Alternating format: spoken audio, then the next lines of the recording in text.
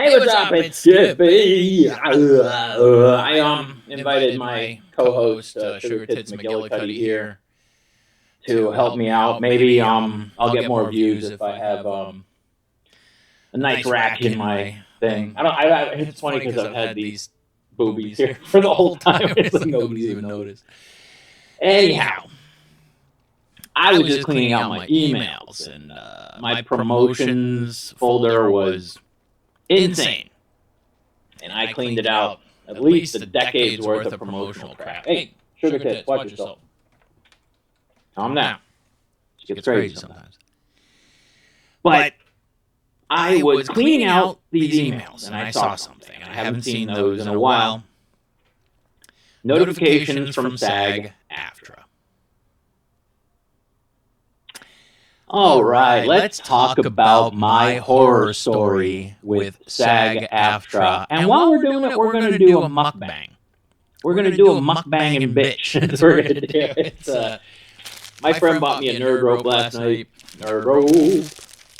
Mm-hmm. These are great. I thought that maybe if you took a nerd rope and, like, cut it off, it would make nerd gummy clusters. But I was wrong. I was wrong. The nerds on this are bigger than the nerds on the gummy clusters.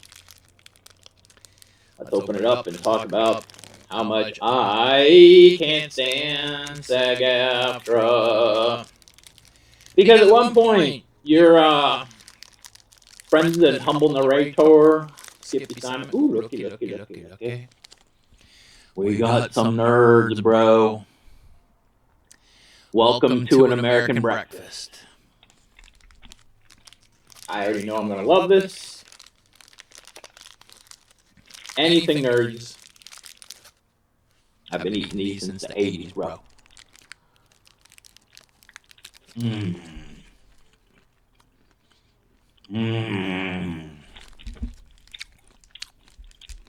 Thank you, Corey, for a nerd rope. Thank you, Corey, for the webcam. My buddy Corey's a shit. We went and did a show last night. It was fun. Oh, it's so sugary sweet. It's like, what flavor is it supposed to be? Tastes like, it says rainbow. But,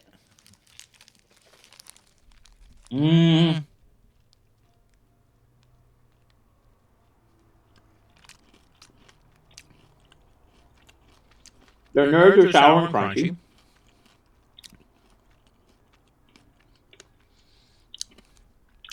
The rope tastes like cherry. And I love cherry. But we're not here to talk about the nerd rope. Or are we? Fuck, this is good. I don't know what it is about weed that makes food taste better, but I just took a bomb rip.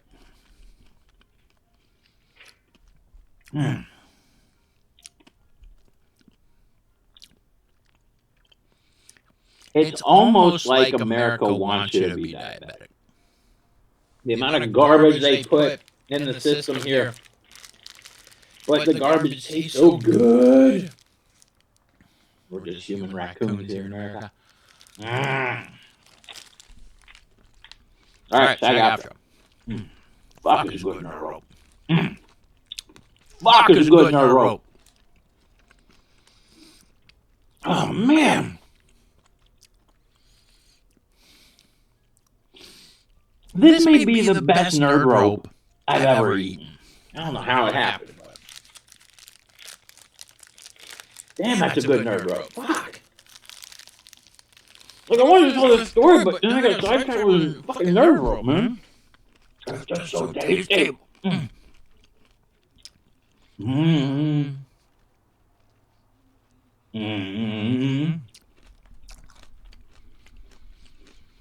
Sorry. I was using spit to make nerd rope soup. It was delicious. Alright, we're almost done with the nerd rope. Then I'll talk about SAG-AFTRA. Okay, we gotta power through this together. Be thankful I'm not doing the gummy clusters, because like my self-control has just disappeared. I won 4 boxes at Dave and Buster's, and now I'm down to 2. I've been trying not to eat them.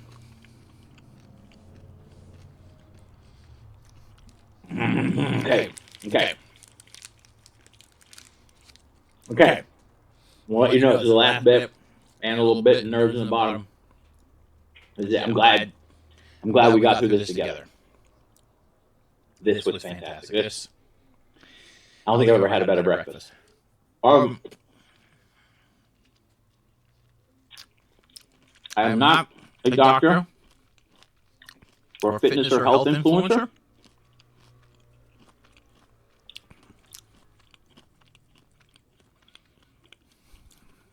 But I recommend Nerd Ropes for breakfast.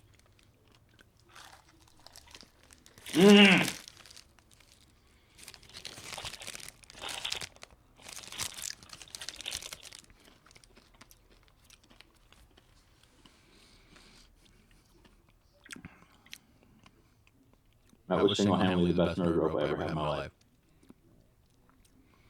I can't believe how sidetracked I am right now. Like, I want more. I wish... Why can't they make like a big spool of Nerd Rope? You know, like they do with wires for like industrial purposes? That'd be like Homer Simpson's punishment in hell when they had all those notes. Damn you, Nerd Rope. Damn you, Nerd Rope. Hey, boobs. Remember these? All right, remember. SAG-AFTRA. Let's talk about it. All right. So you're truly... Back in the early days, there was a comedian who was on Mad TV and SNL. His name's Jeff Richards, who is awesome. He does a lot of imitations. And I get a phone call one day at the comedy store. I was working the phones. He goes, "Hey, I'm recommending you to my commercial agent." I had no freaking idea what that was. Commercial agent. Okay. So I went in, and then I met this commercial agent. I had an agent, and she represented me. And she would send me out on auditions. I had to take a commercial acting class, and I had to learn how to be an actor. But as I found out, all acting is just being a liar with other people's words. Just be a really effective liar. Just, if anything, just pretend. That's all it is make-believe. Pretend you enjoy stuff. Pretend you're in love. Pretend blah, blah, blah. Pretend you're a superhero. I mind you, I had some great auditions. I booked some commercials. I booked some, I was doing pretty good. Until they have this thing, it's called Taft-Hartley. I did not want to join SAG-AFTRA. Okay, I did not. I didn't even want to be an actor. I still don't, because I understand that actors are just product placements for commercials and corporate America. And I hate advertising. Okay? One of my biggest pet peeves in the whole world is advertising, because it's everywhere. It's like when you see graffiti, that's illegal, but putting an advertisement on a building is legal. I'm like, I'd rather see graffiti. I like art. But I didn't know that in the beginning. I just was doing it for... that's what you did in Hollywood. I was naive. I just, moved out from Pittsburgh, and I was lucky enough that Jeff got me a commercial agent, and I ended up getting fired from that commercial agency because I used to do this thing called bombing. Okay? Bombing isn't like with comedy. Bombing in comedy is where you eat shit and die. Bombing in commercials is when you go to a commercial audition place, which I don't even think those exist anymore because everyone's doing everything online. Where you go to, like, there was this place called 2050 Bundy where I used to go to do auditions. And there was a dude there who was super awesome. But, so I'd go to auditions and I would bomb auditions. And by that, I would go to my audition, okay? There would be like maybe 6 or 7 different auditions going on at once. I would only be there for one of them.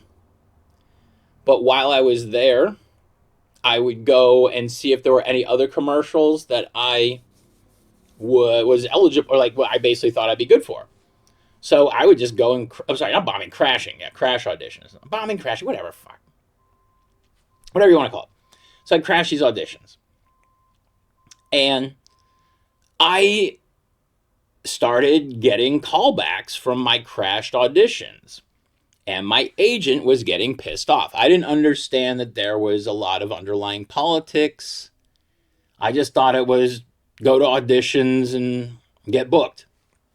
So I ended up booking a Jack Daniel's Hard Cola commercial. This is like back in the day when there was like the huge malt beverage craze back in the early 2000s.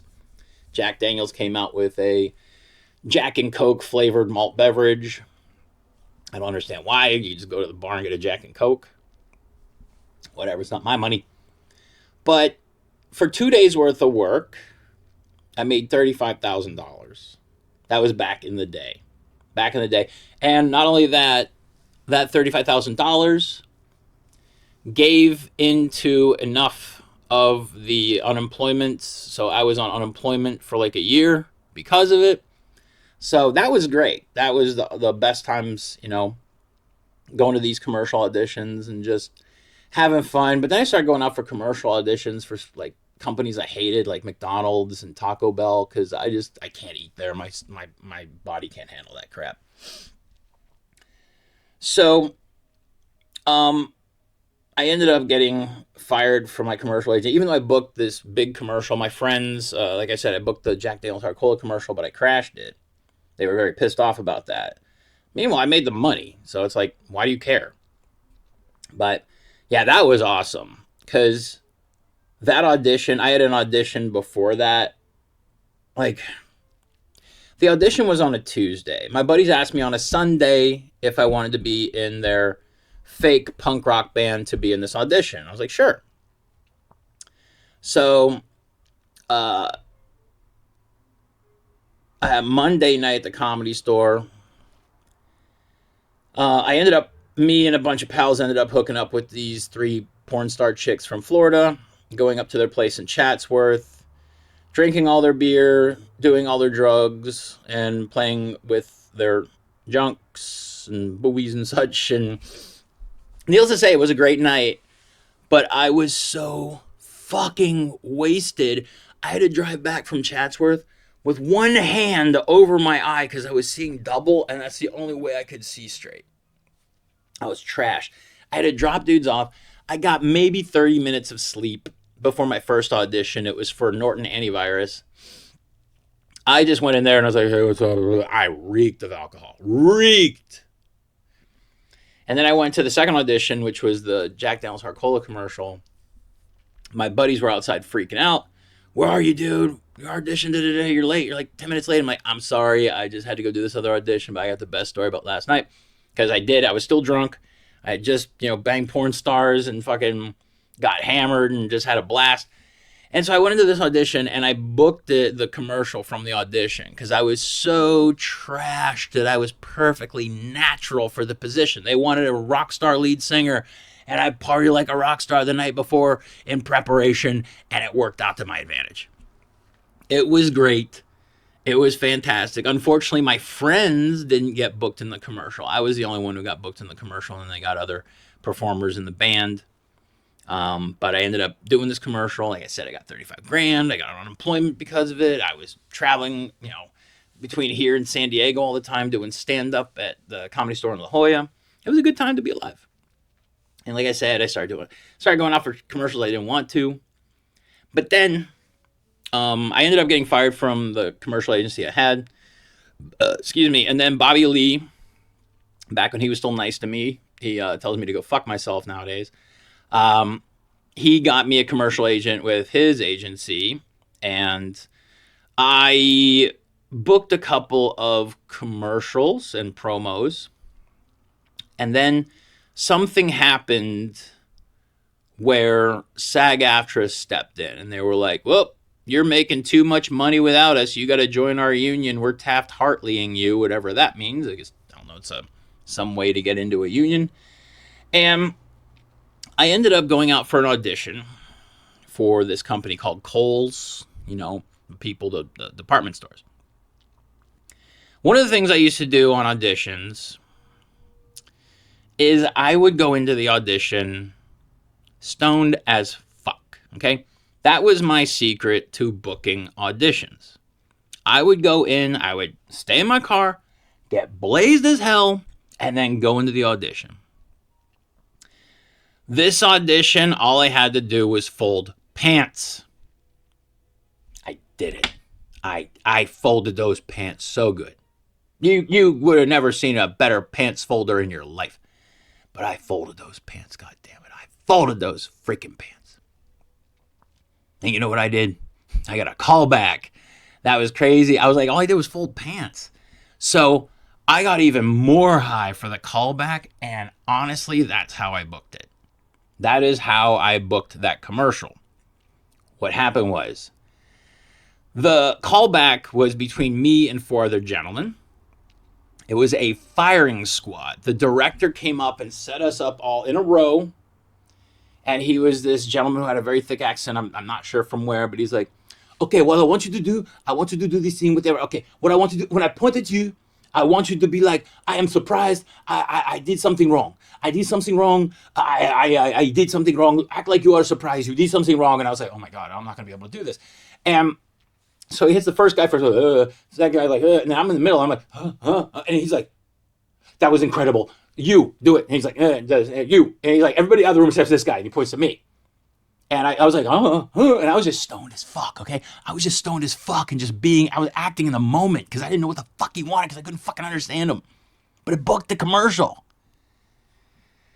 Okay, I booked the commercial. Great, huh? Okay, so I booked the commercial. Next thing you know, I got a phone call from my agent that I have 3 days to join SAG-AFTRA. 3 days, because that's when this commercial shoot goes on. If I don't join SAG-AFTRA, I will not book this commercial. They will have someone on standby who will be doing the commercial in place of me. So then, SAG sends me a bill. They wanted their money from the past commercials I did. Okay? They wanted me to pay past dues and everything. I had to pay $2,339 out of my fucking pocket. And I had to find that money in 3 days because I didn't have the money. I had to beg, borrow, lie, cheat, and steal to get it. I paid $2,339 out of my fucking pocket with borrowed money, okay, to join SAG-AFTRA. It's getting better. Hold on. Then I go and I do the commercial. All right? I get paid $500 for the day. The commercial doesn't air, which means I make no money on residuals. I get paid for the shoot. It gets canned. That's it. I paid $2,339 to get a $500 paycheck. Yeah. I got fucked by SAG-AFTRA, and it's going to get so good right now. Fuck SAG-AFTRA. Oh, it's going to get so good right now. Okay. Mind you, I'm all about unions as long as they're not corrupt. But SAG-AFTRA is fucking corrupt. I mean, at any time, 85% of their union is out of work. You still got to pay your fucking dues. I know, they kept calling me all the time. I'm not in SAG-AFTRA anymore. 2014, I think, is when I quit. But I'm sure if I joined again, they're going to be like, oh, you always do this for the past 10. Go fuck yourself, SAG-AFTRA, please. With everything that I have, go fuck yourself. Because here we go. This is the part, this is my horror story with SAG-AFTRA. After I booked that shoot, paid the money, and got into the union, I kept getting phone calls from this woman at the SAG-AFTRA headquarters. She would be like, you can't be with your commercial agent. I'm like, why not? She said they're not a SAG-AFTRA franchised agency. And I said, well, all my friends are with this agency. I book commercials through this agency. I don't know what you're talking about. So then I talked to my commercial agency and I go, hey, this lady from SAG-AFTRA, she would call me every other fucking day, okay? This bitch, you can't be with your commercial agent. Why not? He's not a SAG franchise agency. Well, my friends are with them.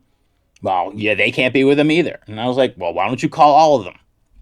I was getting harassed by SAG, okay?